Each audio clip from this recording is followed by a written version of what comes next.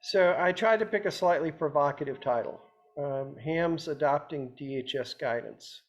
I was listening to one of the Vimeo speakers yesterday who just did a great job talking about professionals and professional deployments and how people needed to work with others in those kind of situations. And I just thought he had such a good job, I was going to try to tag onto some of his ideas. So this is about HSEEP exercises and their relevance to the volunteer community. And this is my outline.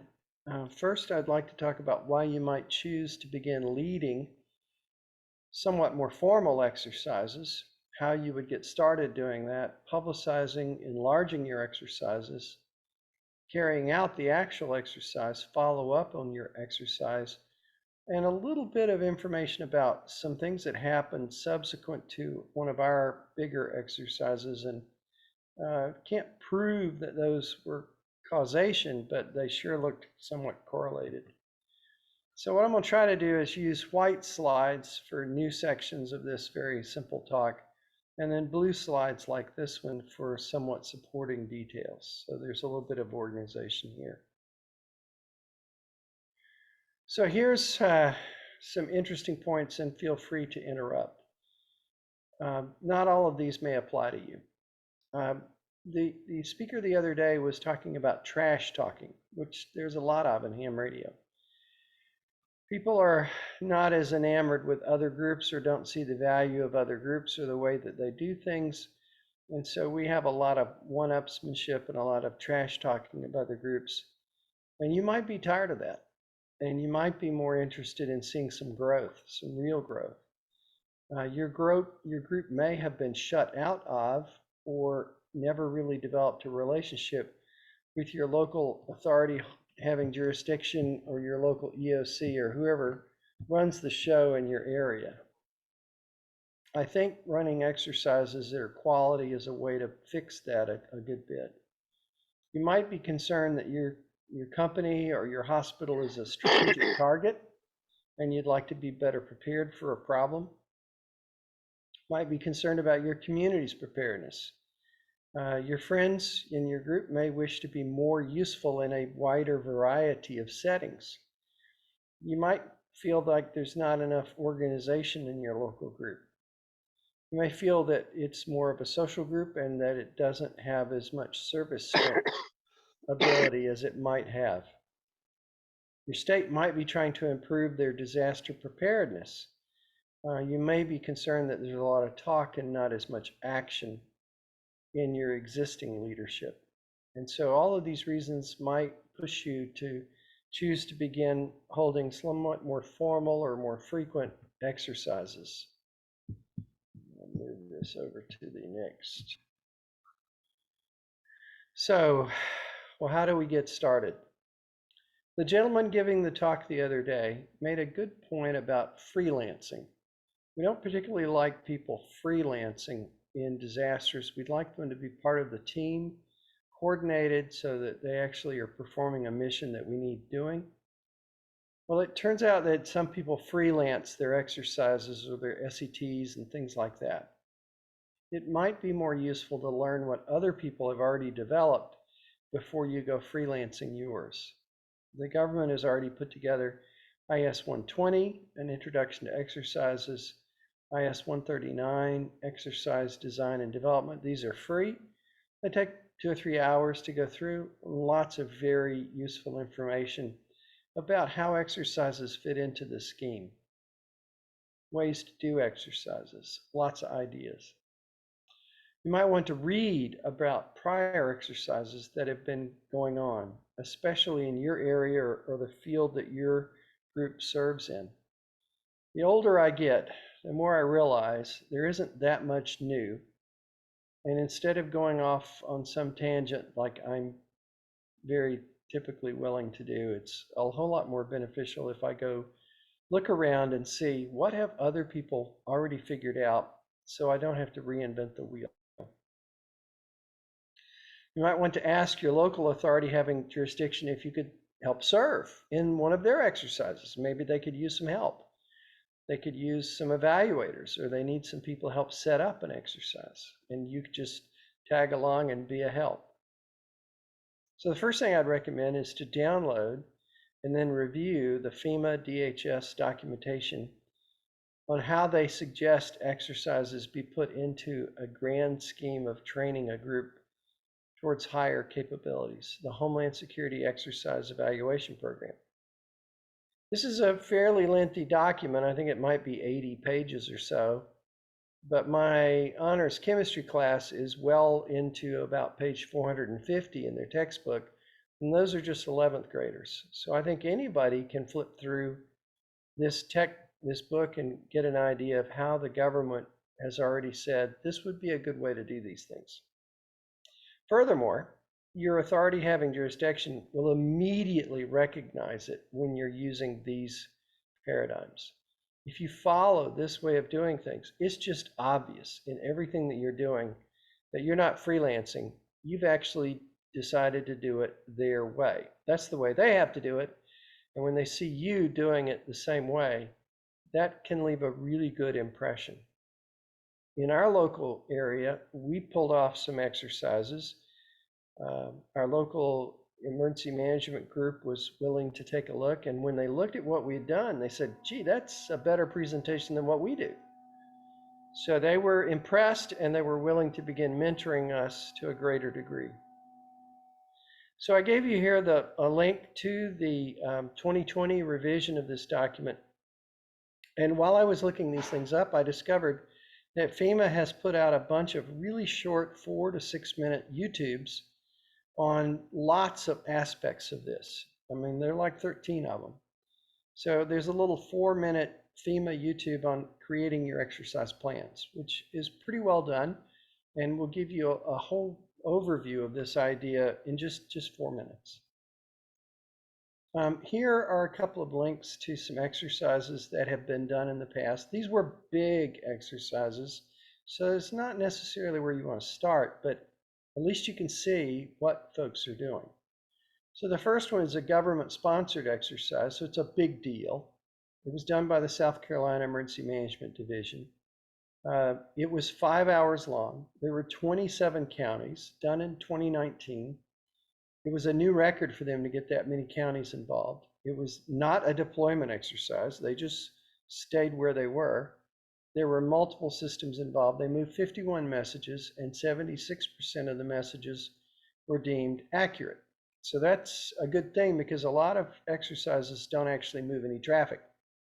They merely make contact. Well, don't you think we ought to practice moving some traffic? Tennessee Public Safety Interoperability exercise was also carried out in 2019. This was a much bigger and longer kind of thing with a different goal.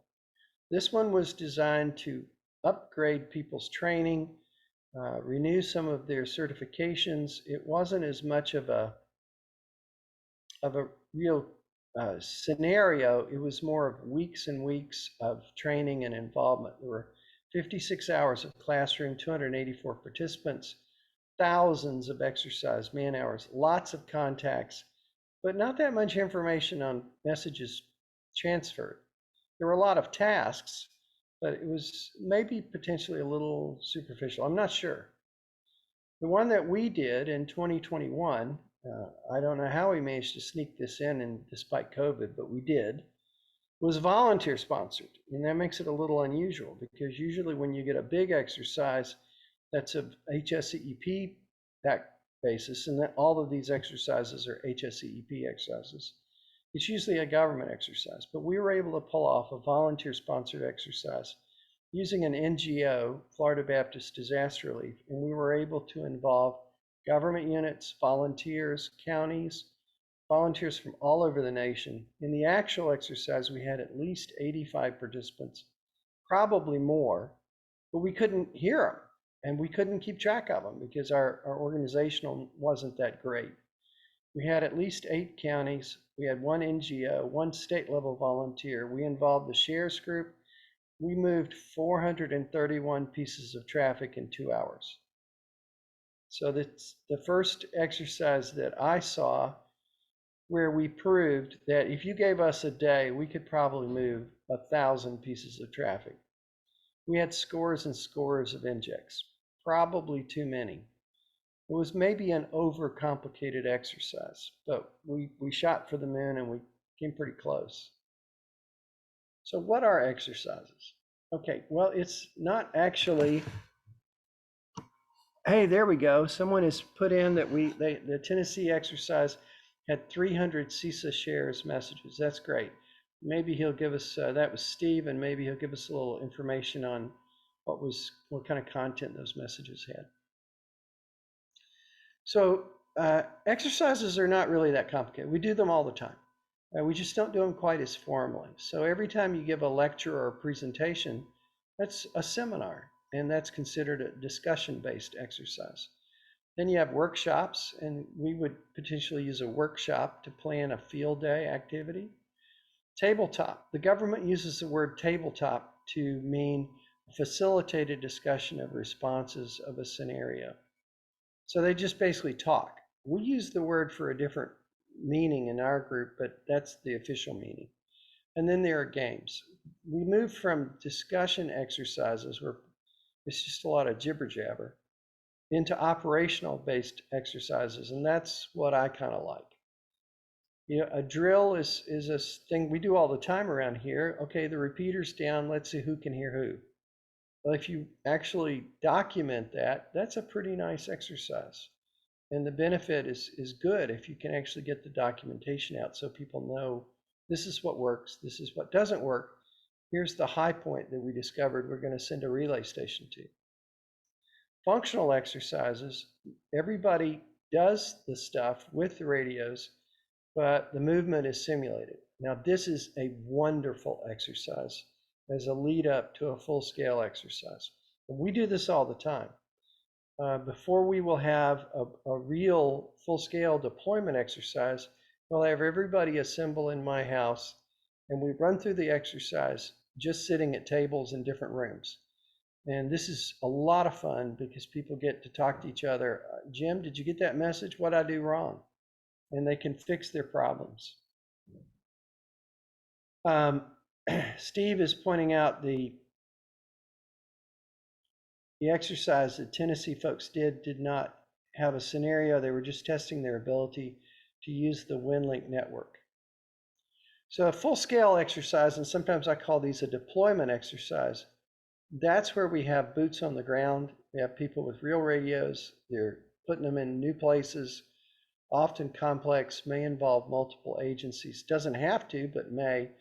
And in my mind, this is the granddaddy of exercises. If you're thinking double-blind, randomized, prospective medical studies of a new drug for COVID, the equivalent of that in the emergency communications world is a full-scale exercise.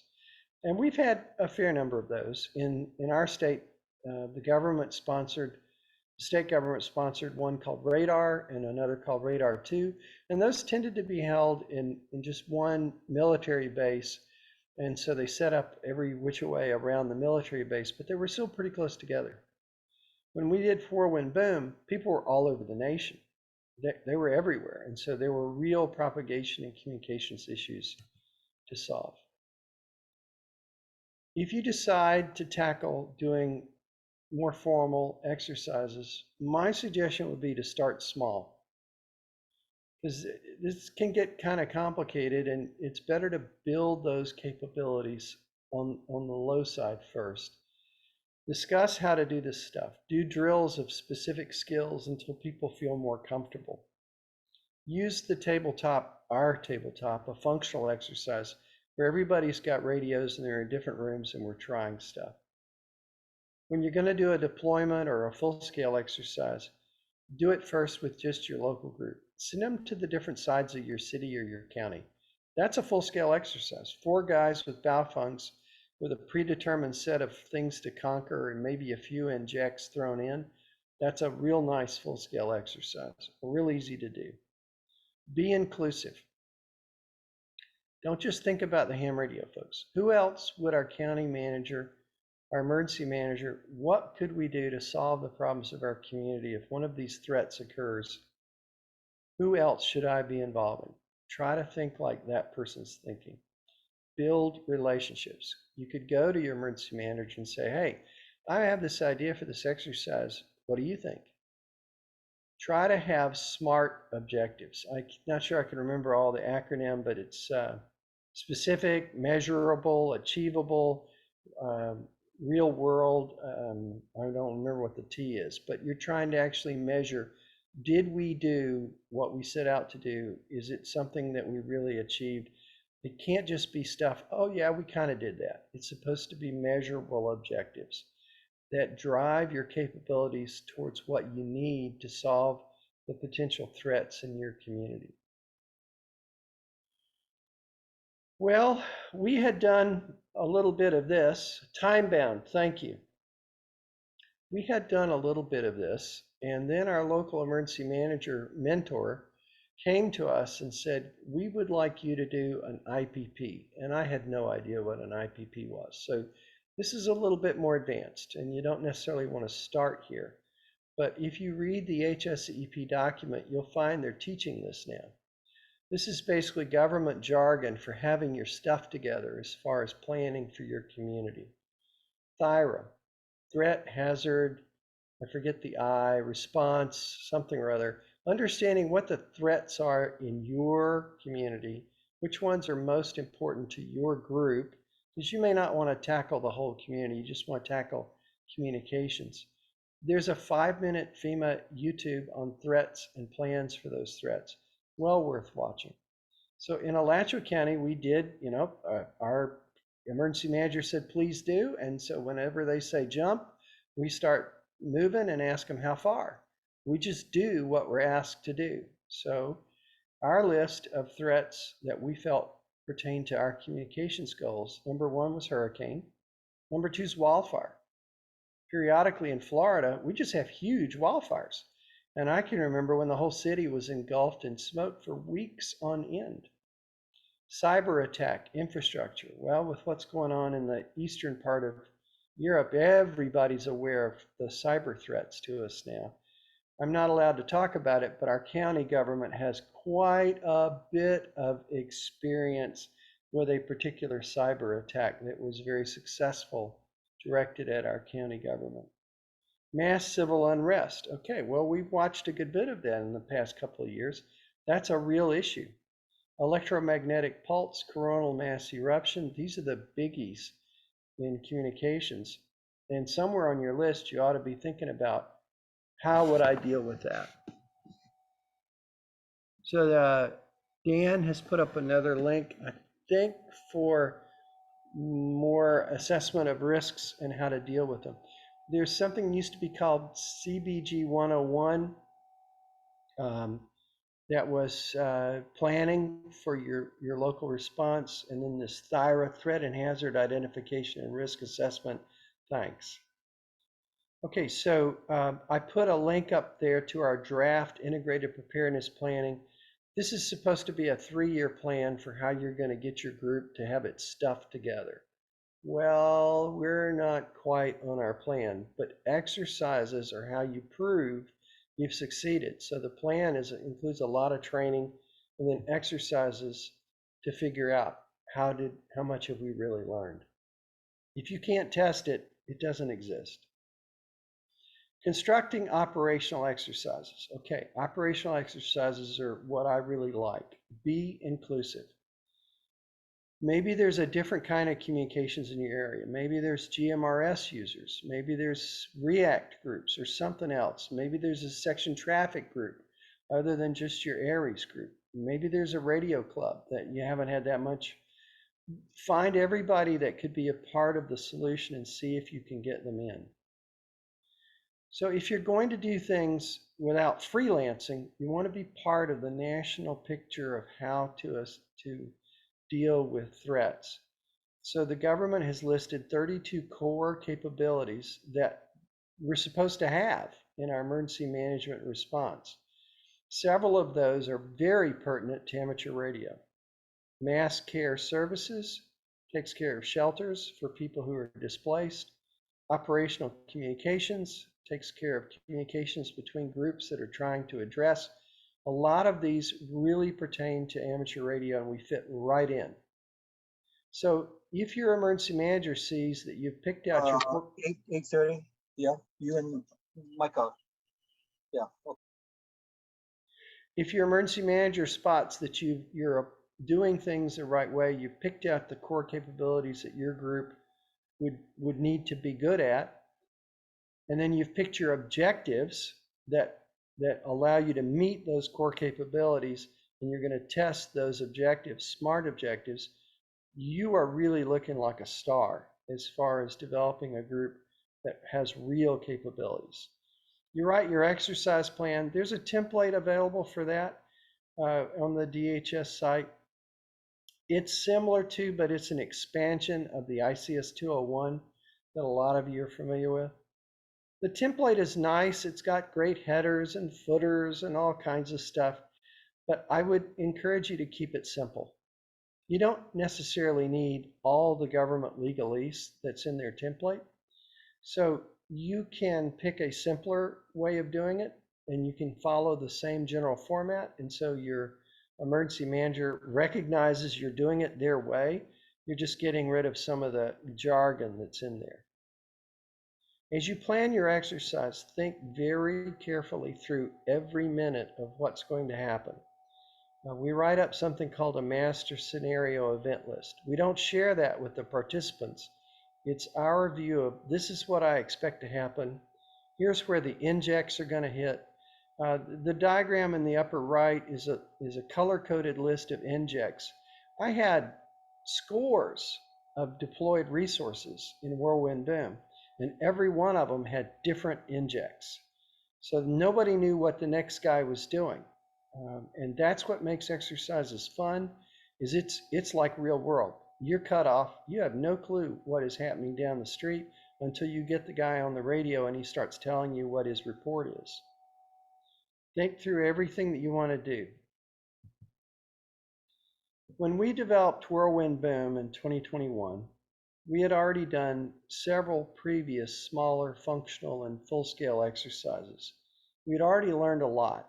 So before we tackled an exercise that involved people in, I don't remember how many states, about 8 counties, we had people everywhere coming into this. We had multiple nets running simultaneously. We had different techniques running simultaneously. We had government running simultaneously with HAM. We had a whole lot going on. So that's a lot to try to pay attention to. We didn't do the best job with it. Yes, Dan, I'll get you the slides, no problem. We had run annual conferences, and our annual conferences, we always put a 3-hour deployment exercise, and these were exercises that had 50 or more participants. So we had some experience running pretty significant exercises where people were driving all over the county. Of course, they had to use paper maps, right? Because the GPS doesn't work, right? The cell phone isn't working, so we put every realistic problem we could stick in. Develop relationships with every group that you can. Aries County groups, if there's a statewide microwave repeater test group, get them. Grab the SHARES HF voice nets, grab the SHARES data system. If you know how to do ALE, try to get those guys involved. If there's NGOs that would be serving, eventually you want to reach out and get them involved. We were able to reach out to the Red Cross, and oh my gosh, all of a sudden we had more volunteers than we could possibly think of. We had structured, layered tasks. So it kind of mimicked what you would expect in a disaster. But unfortunately, the emergency plans that the ham radio guys have written in my state didn't really explain how we were going to deal with the emergency. There was a lot of level 1, level 2, level 3 activation, but there wasn't much of, this is how the information is going to get from here to here to here. Here's how the counties are going to connect. Here's how the state's going to be connected. The real details of structured communications were missing. So we put together an exercise where we kind of drew up a paradigm for how to do that. We had information flowing in from peripheral in each county to the county emergency manager. Then the county emergency manager was supposed to be sending the information up to the state, potentially with requests for help. The state might be replying, And then we had volunteers potentially all over the nation trying to help out by relaying or moving data back and forth. We tried to use every format possible. It was a little difficult to find structured data that would fit that. If you look at the voice formats that most people have, it's very fitted to their issue. So on the West, the formats that I found tended to deal with earthquakes. And on the East, the formats tended to deal with hurricanes. So I used a voice format that I found in Canada that looked like it was more general purpose. It would suffice for any kind of a catastrophe. For the data format, I looked at the Share Spot Rep 2, and it's just a really nice general purpose. Here's how things are in my community. So we use the Share Spot Rep 2. It's a digital kind of thing, a WinLink kind of thing. So either the voice or the data were very generalized, could be used in any situation, any part of the nation. And we focused on moving structured operational communications, big picture, get everybody on the same picture kind of thing around in our exercise. Okay, well, once you've got your exercise figured out, how are you going to get people to join in? Well, here's where you turn to your friends. Try to get as much leadership buy-in as possible. That has sometimes been an issue. Sometimes the leadership really isn't involved. Try to get as much mentoring as you can. So your emergency manager may be very willing to mentor you, and mine did. Looked at some of my stuff and said, here, I want you to do this different. I want you to do this way. Well, of course, we just do it the way he teaches. The guy's got a special degree in writing exercises. I'm not gonna argue with him. Take advantage of your web page, social media. Try to start your plans months in advance. In Whirlwind Boom, we didn't have that luxury. We had about 2 months to pull this whole thing off, and we did it. But it's a whole lot easier if you can start earlier. The ARRL will support you. If you get press releases to them, you'll be amazed what they can do to blow up your exercise and let everybody know what you're doing. Always send material to Rick Palm, who's the public service columnist, K1CE. He'll have you all over the Aries letter. You may even make it into the ARRL letter. Rick Lindquist may get you into QST. Be certain that you put stuff in your section newsletter. Get your section PIO on the ball and say, hey, can you help me with this? Get on the phone, contact the surrounding counties, groups, sections, clubs. If you don't ask these people to be involved in your exercise, you certainly can't receive. This is a chance for growth. You've got an excuse. You've got a very valid reason to go to that club in the next county and say, we've got an exercise. We'd like to improve this aspect of emergency service to our communities. Could you be involved? So consider the Red Cross. They've got a huge volunteer network. Anyone else you know that has anything to do with serving the public and pursues exercises, go after them. And you'll be amazed how big you can get the group going. Well, the day of the exercise finally arrives. Try to get your instructions out to everybody well in advance. Steve is pointing out, also send information to the FEMA RecWig and the DEC in your region. Florida doesn't have those in my county, but whatever. And get it published in the monthly FEMA newsletter. That's a great idea. People do not read the instructions, so you got to put them out every which way from Sunday. So it's very important to have a consistent web entry point that stays the same from the beginning of when you start planning your exercise all the way through the end, so everybody knows where to go. If that's going to be Facebook or I don't know, whatever the latest thing is, make it be there all the time. Use email. I got very good with Google Contacts, so I can instantly get stuff out to scores and scores of people. Figure out your injects early. Injects are what make exercises fun, lots of fun. Sealed envelopes. I did a lot of sealed envelopes. I sent packets of envelopes to different counties, and they distribute them to their volunteers, and you open them up when you're told to, and all of a sudden you're told your antenna's out and you got to fix another one. So injects are just catastrophes, handicaps that get thrown into an exercise exactly the way stuff happens in real life. And injects make an exercise fun. I tried an encrypted inject where I'd give out the encryption key later on. Oh my gosh, that was way too complicated. That was a disaster. There are other ways you can send out injects. Some people run a Zoom session called a sim cell at the same time, and that's how they can broadcast stuff. I think that's kind of cheating, so sometimes I don't do that. But you can send email out. You can use the radio to send out your injects. You can send WinLink emails to people. You can figure out who the key leaders are in each county, and you can find out who's going to be at each shelter. And you can send them coded information secretly behind, and their EC doesn't even know what's going on. Since one county and the next county don't know what's going on, once you figure out a series of catastrophes that you're going to apply to these 6 different shelters in this county, oh, we had everything everything went wrong. Then you can use the same set of injects in the next county and nobody's the wiser and everybody's having fun. Think through your master scenario event list. Try to get help. I had trouble getting help. People that I asked to help me were very reticent. I think they were embarrassed. They really didn't have as much experience.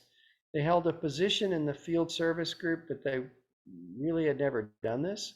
And it was a little embarrassing to come on board and help out, and maybe your weaknesses might get discovered.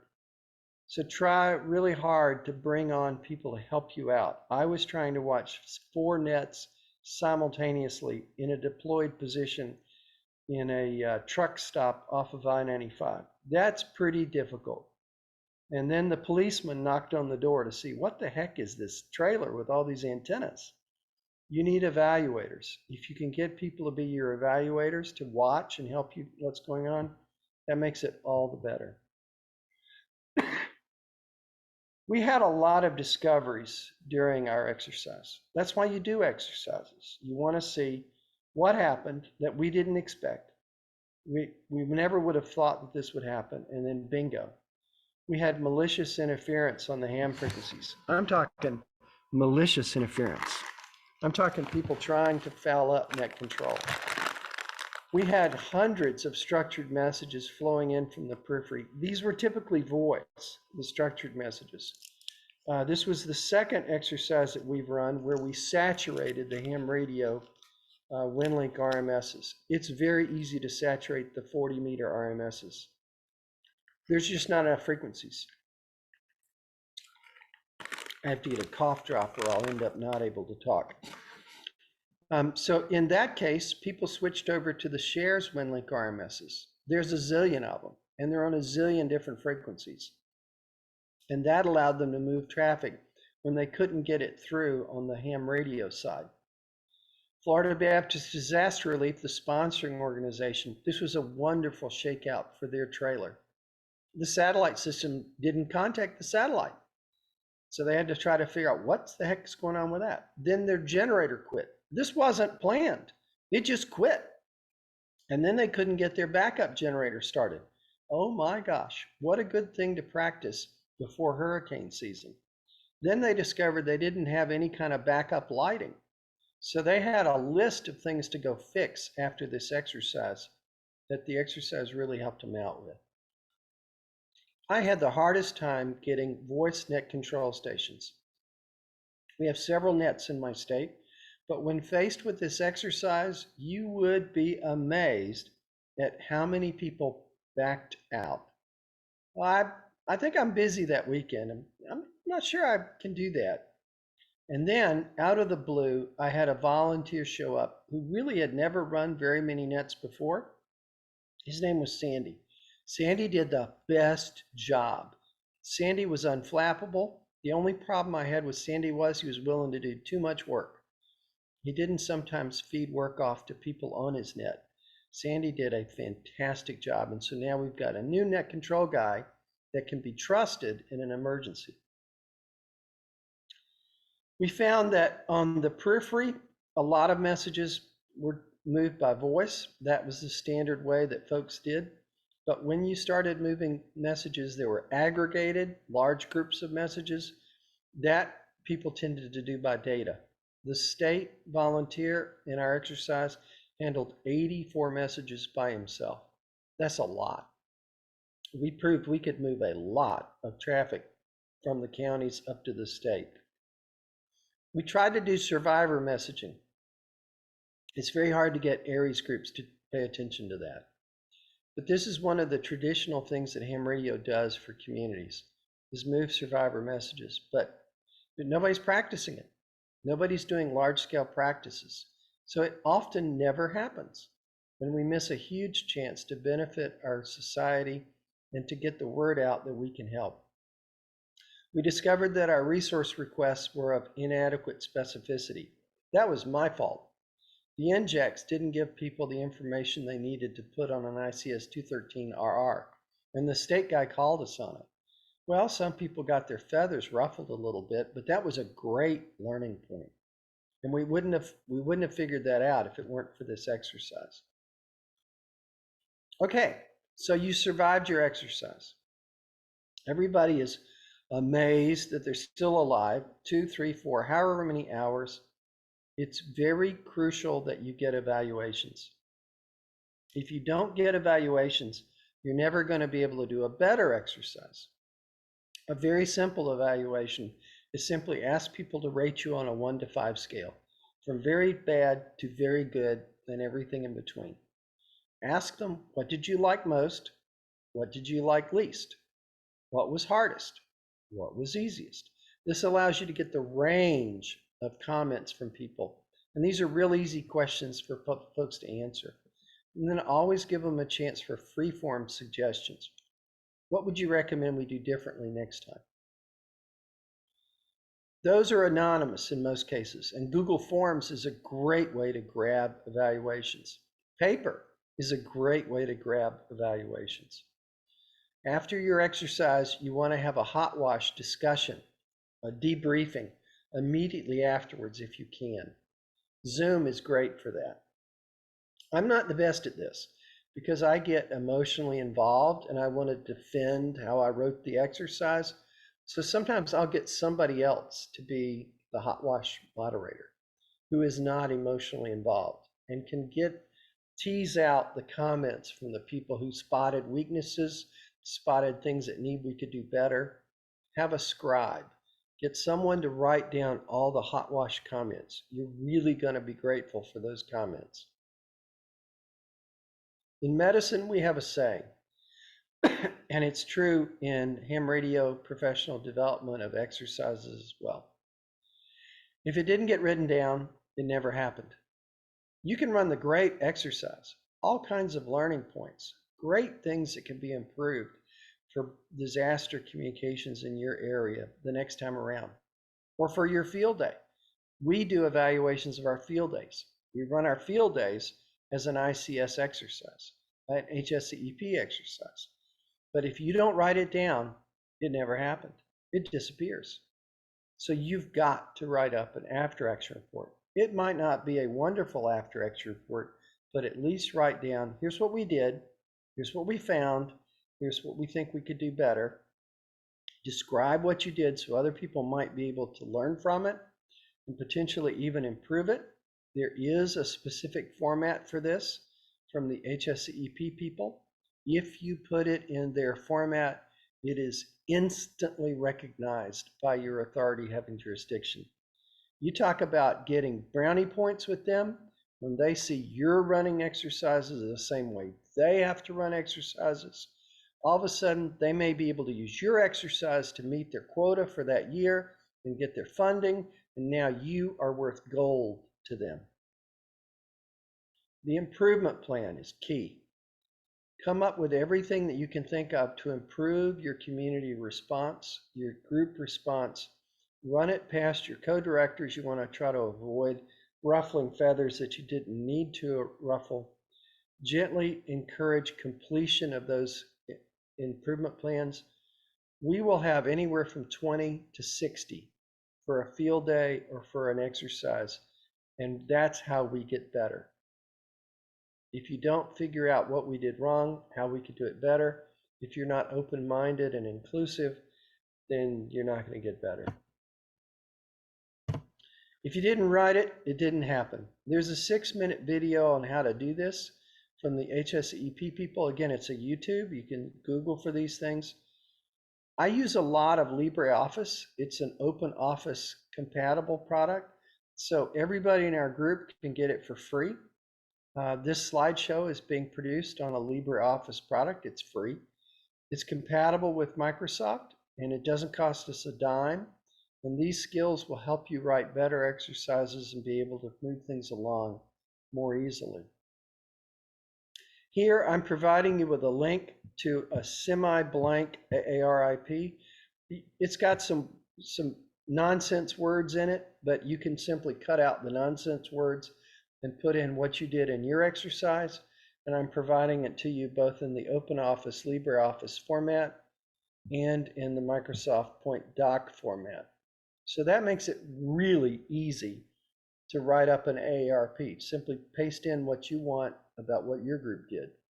These are actually in the format that can be published immediately on Kindle Direct Publishing and will go directly onto Amazon. So other people can then repeat your exercise. And that's what we need in ham radio, is a written literature of professionalism getting better and better every year. I can't tell you the number of times people call me up from different parts of the nation. Hey, I read that you did this, and that's a great idea, and we're going to try the same thing. Okay, that's growing the community. When you do your exercise, be sure that you follow up on your exercise. Publish your AARIP. You don't have to print it up on Amazon like we do, but at the very least, put it on your web page. Get it Google searched, Google indexed, so other people can go find it and read about it, and then they don't have to repeat the same boo-boos that I made. They can make their own new boo-boos. We learned a good bit about shares from our exercise. Be sure to do certificates. Thank the people who worked hard in your exercise. So this is Sandy Allison, who did a fantastic job of volunteer leadership of our VoiceNet, and I made certain that he got a certificate of training. In our state, there's a thing called CertTrack, and you record all of your IS courses and anything else that you do, Oxcom stuff, Aries task books. They'll take anything. And they have always taken every one of my certificates of training that I made up. I simply tell them what date we did it, and people send things in, and the state keeps it, and it's a written record on the state website that we did this training, and here are all the people who participated. So make sure you thank the people who worked hard for you. These are a few of the improvement plans that came about from Whirlwind Boom. We realized we always need a single entry point to all the exercise documents because people will not find them otherwise. We dramatically over-exceeded the correct span of control, so we needed work on that. The satellite capture system on our NGO failed. They had interference from, they actually had power line interference too. The generator needed a fuel repair. Internal LED lighting needed to be added. We'd like to have better ARRL leadership buy-in, more training for our local county volunteer group on exercise documents. There were a lot of participants in the exercise who complained that they had a lot of noise in their radios. So people need to go find those noise sources and deal with them. We needed to increase the usage of shares frequencies, which allowed us to get away from the malicious interference.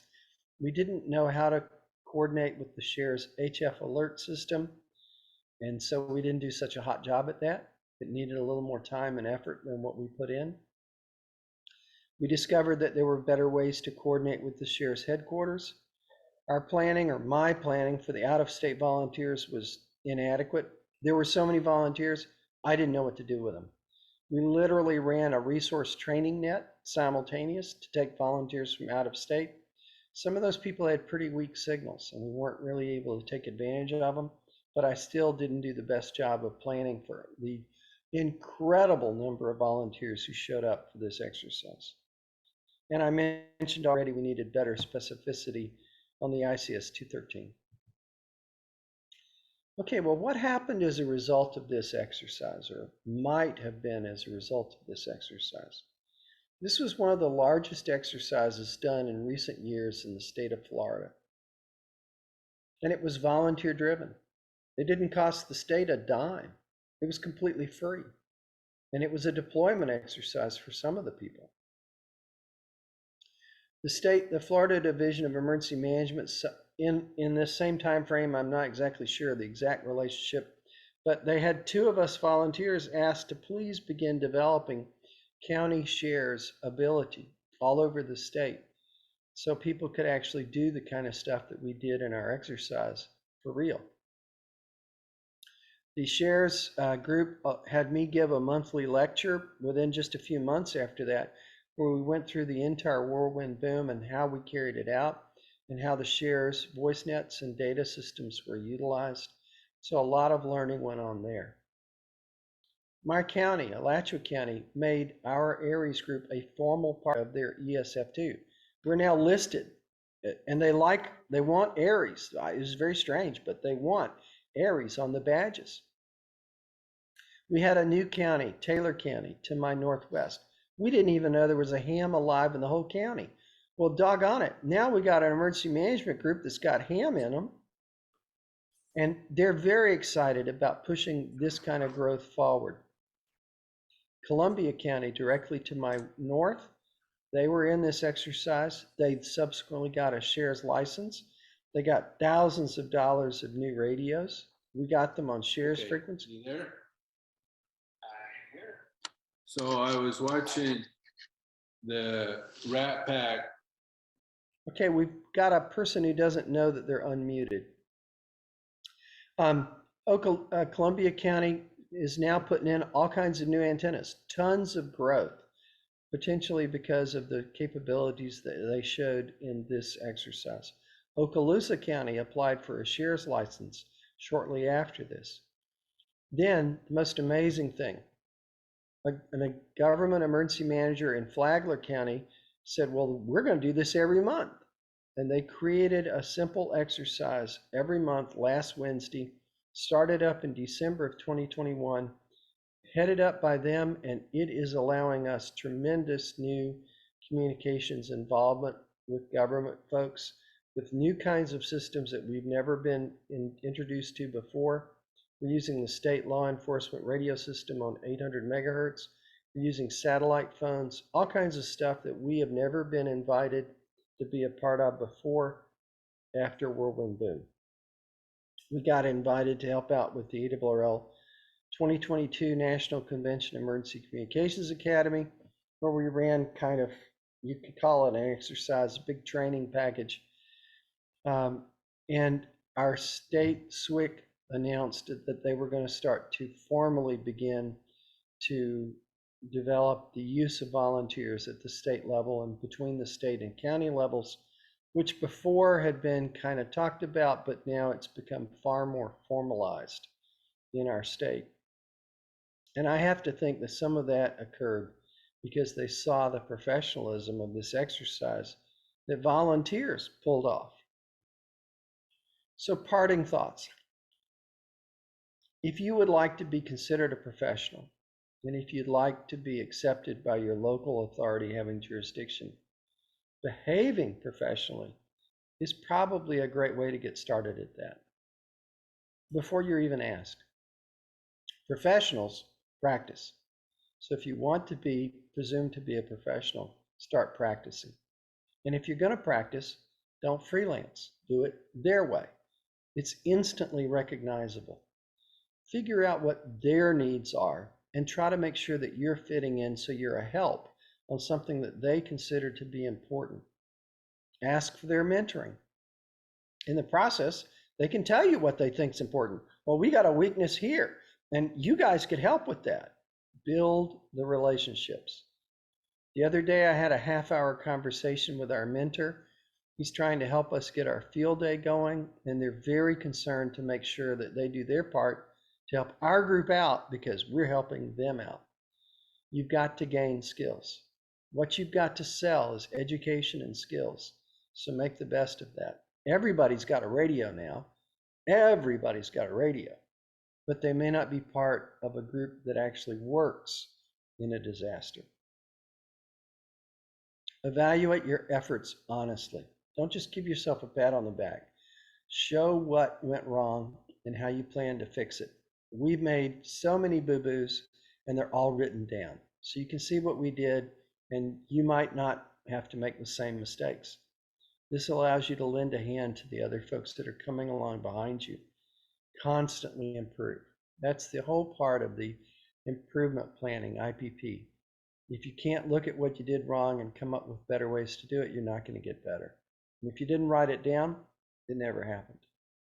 So those are my thoughts. I thought the gentleman who gave the talk about being part of professional deployment the other day did a great job of just giving folks general pointers. So I tried to stick into that line of thought. So that's it, and then we'll see if there are any questions, I guess. Good evening, Gord. Thank you very much for that presentation. That was awesome. I learned a lot. I'm going to carry a lot of it up here in Ontario, and hopefully we can get things going up here as you've got down there. The one thing I've been curious about with the forest fires that you have down there right now, is that close to you, or is that far enough away that you're not being bothered by it? Okay, those forest fires are hundreds of miles away at the moment. Okay. But Florida turns out to have like a fire every day. And that's the reason that our forestry department has so many voice repeaters scattered all over, and they have 4-wire control of those voice repeaters because they don't want firefighters getting overcome by the flames. So they really work at having good communications. Are you allowed No to idea. Are you allowed to get involved in that aspect, or is that strictly on their own? We have not been asked to be part of that. However, if we had a situation where wildfire was beginning to displace people in Alachua County, my county, then the shelters would start to be opened. And yes, then we'd start to get involved because they'd be concerned that communications would disappear to those shelters. And that'd be a real catastrophe. In my state, they're so concerned about these forest fires that they have 6 trailered repeater systems called the MARC units, Mutual Assistance Radio Communications, I think is what it stands for. These are 100-foot Illuma towers, and they have repeater systems in this little cubby that's built in, some air conditioning, and they allow some of us to get training on them. And I'm actually trained on the MARC units. So I can be a part of a MARC team, and they can tow this thing in and put this thing up and have communications about a 10-mile radius. But guess what? They have no communications outside of 10 miles. So the people who run these things realized we're completely cut off. We can't hear anything. We have no situational awareness beyond our little bubble. So guess what? They've now gotten grants to have shares licenses and shares equipment, so they'll have HF communications. I think they're going to have ALE, WinLink, voice, the whole bit on each one of the MARC units, and now they can have situational awareness statewide with those MARC units. And some of the stuff that we did probably helped bring that awareness about. Are you also in the hurricane tornado areas of Florida? I don't know where that is local. Yeah, very much the hurricanes are a big deal throughout the entire state. I'm inland, so it's rare for us to get seriously hurt. But what we can happen, we're on a major highway and people run out of gas when they get to my county. That's the end of the line for the gas. And so one year we had 2,000 people from out of county stuck in our county, and you got to put them up. So all of a sudden we had more shelters open than we'd ever opened, I think, in the history of the county. And we couldn't even find enough volunteers to staff them. And they're having training sessions everywhere. We got to train you how to run a shelter. So a lot of us hams took the training to run the shelter, so we understood what those people are doing so we can interface better with them. Yeah, that's one thing. I just took over the Ontario South manager here, and what the main thing they were asking us to do is take a shelter management course. And I took one with the City of London, where I am, and it was very interesting to see how they wanted us to manage our part, and how we could work with them as far as associating their wants and needs together. And it was about a two-day involvement, but it was very educational to know what they were expecting of us and how we were going to work with them. And we've got a good contact and a good rhythm with the city, so it makes it a lot easier for us to deal with it. But thank you so much for that information. It was great, and I look forward to watching it again so I can get some more absorbed into my mind here. So, Well, we stole that structured data for voice out of Canada. It was you guys that came up with that thing. okay, well, that's all right. We're glad to help. You know, it's that's what we're here for. You know, but thanks again, and good to see Sure. everybody. Okay, there's some comments in the chat there. We got some hands up. Dan, California, take it away, sir. Well, okay, I'm unmuted. Gordon, I want to thank, wait a second. Excuse me. I want to thank you for pointing out that the highest value of the HSEEP process is identifying and owning where you can make improvements.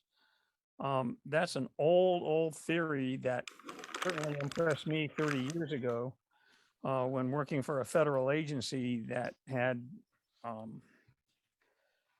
public safety obligations to protect, you know, millions of visitors every year at 400 and some national parks.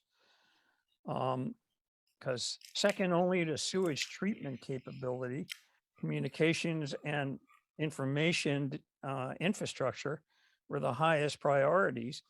And instead of calling it preparedness, it was called continuity of operations planning. And it basically worked the same way. After every incident, you asked around, how'd we screw up and what can we do better? And the trust that builds when you actually take action on that is just leverage better than, you know, slipping someone money as a, you know, I think you hit the things on the head. Areas regain visibility and how do I say it? Some trust in all those EMAs that sort of watched it get frittered away over the last 30 years. Thank you. Good points.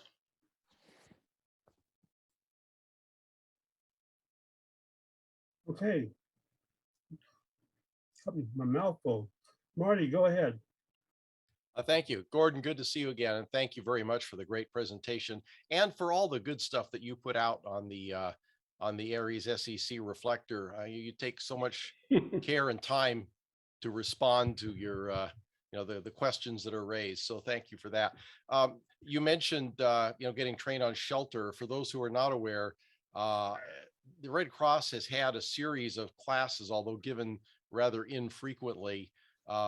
It's 4 one-evening classes. One is kind of their understanding their mission, a mass care overview, and then there's a class on shelter operations, and it capstones with a shelter simulation where you're each assigned a responsibility, and you have to, it's like a tabletop, walk through what you would do in various circumstances when you're involved with the shelter. So for those who haven't had a chance to take those, I would strongly encourage it. It'll give you a better picture of what they are dealing with and the constraints that they are under. Good points. I see that Steve is pointing out Florida Department of Emergency Management wish list for, I'm guessing that's for counties, type accepted FCC Part 90 radios, 3G ALE GPS assisted, digital encrypted voice, and WinLink with AES 256 encryption. It sounds like they're going to be getting some pretty fancy radios. And if they start doling those out to counties, there's going to be a lot more counties that want to get shares licenses, I can see. You just kind of throw in that being on the shares program, there are no FCC type acceptances. You can actually use modified amateur radio gear legally on the shares channels, assuming you have the appropriate license. So, you know, getting, you know, $10,000 Codan setups is, while it's nice, it's not it's not a necessary precondition to participating in shares. If you buy a 7300, I recommend that you pay the $40 and get the Mars mod. I've had to mod about 4 of those radios, and it is tedious.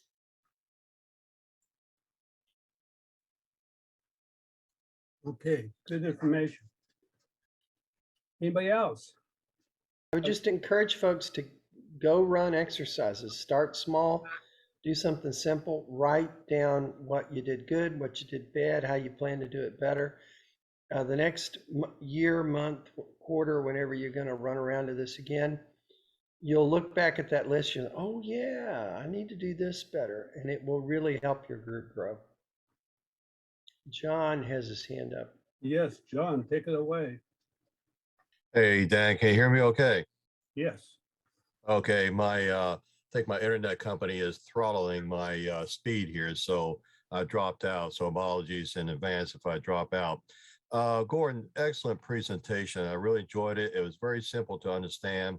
And this is a whole new concept. I may be out of place. This may be a new concept as far as how to do exercises and what have you. Have you, when you started the HC program in Florida, have you had any kind of reluctance as far as people, the area's volunteers, and to embrace the idea? Well, there aren't that many counties that are willing to actually do anything. But we did have 8 counties formally get involved. In this exercise, we gave the counties the basic idea of here's what we'd like you to do. And we asked them to fill in the details for their county. Who are you going to send where? Where are you going to send these people? Because we were sort of in the middle of COVID, a lot of people, we declared the shelter was their house. But we did have 8 counties join in, and some of those were new counties that we'd never heard before. But there's about another 45 counties that didn't do squat. We have one county where there's a problem. The Aries leader in that county does not think that he should be under the authority of the emergency manager. And that has been a problem. The emergency manager is having to work around him and is creating his own group of volunteers who know how to run radios, have ham radio or other experience, and can handle a ham radio and handle shares communications, satellite communications, slurs communications, repeater communications. And the Aries group in that county is just getting written out because they won't play the way they're asked to. So, you know, I don't know what to say if people are going to be that stubborn. People are just going to work around you because there's so many groups now the emergency manager needs to serve. We're a portion of his crew, and we can be a very important portion of that crew if we're willing to work with them instead of at cross purposes. So if you're willing to get involved, in my state, each emergency manager needs to carry out 3 HSEEP exercises every year in order to get their funding. So if you provide them an exercise or agree to help with one of their exercises, you may suddenly find that you're getting written in to what they're doing more and more and more, developing stronger and stronger relationships, because now you're helping them with money. When my volunteers show up in a real emergency, every time they're there, that's matched. That's $20 or something per hour, and it counts as a 4-to-1 match for the state to submit to FEMA. And so we are worth a ton of money. That's why Florida Baptist Disaster Relief is so welcome in any county. They bring their own way to sleep, they bring their own people, they bring their own generators and their money to that county because they get counted as match. So if you want to work in this area, you can be a huge benefit if you're just willing to stop freelancing and do it their way. Yeah, what my concern is that for areas that are not participating or lack of knowledge of HSEEP, that they're doing like the freelancing, they're doing their own drills and everything.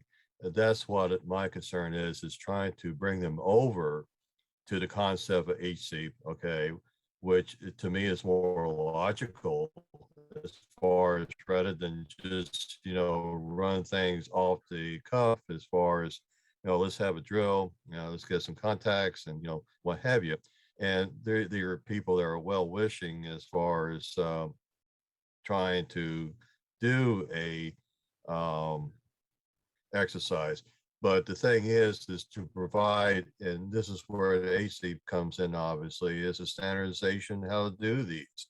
So you figure that people would like to look at this type of way of doing an exercise. And one other thing too, if I might ask, is there like a group, like an amateur radio, talk group, not talk group, more or less like a groups IO or something that people get together, share ideas about this HC program?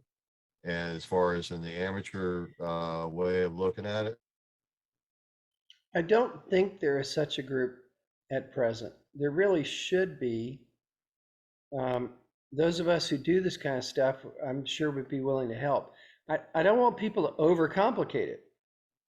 An HCEEP exercise could be 4 guys going to 4 corners of your city with some instructions, and then you tell them the repeater's down, you got to do this on your simplex. Okay, write that down in a 2 or 3 page write-up, and you've done an exercise. Figure out what you could do better next time. This part of the county is really low, but there's this high hill that we're going to go to the next time in that part of the county. And that's how we plan to get communications into that part of the county. Now you've got something written down. I take this stuff and hand it physically to my emergency manager, and then I get a picture of them accepting it, and then I blow it up and send it into the section newsletter. This is a great way to let folks know we are actually getting better. We know our thyro threats. We figured out what we're going to do to get better at each one of them, and we're just chipping away. You may not make a huge amount of progress, but you're making progress. And you're constantly involving new people into that entire process. So yeah, if there was a group developed to give some thought to this, it would be great. That would be something that RATPAC maybe could sponsor, or AWRL or somebody else. But you got to publish this stuff, and it's easy to publish on your own webpage, and maybe someone could create an even better way to do it. I definitely would like to see AWRL embrace this as far as a standard. That way could be talking to, with the government agencies that way. But anyway, hey, thanks for allowing me to break in and ask some questions here, Dan. Thank you.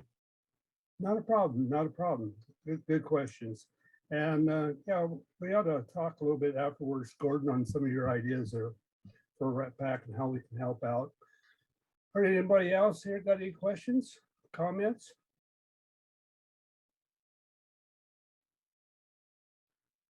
Okay, if that's the case, do you see anything, Barry? Nope, everything looks good. All right, well, I think we're going to wrap it up for another one. And this has been a great presentation. Thank you very much, Gordon. We'll have to have you come back. Sure. Thanks, Gordon. Thank you very much, Marty. Keep up the good work. All right, 73. Thanks, Gordon. Thanks, Dan. Bye, guys.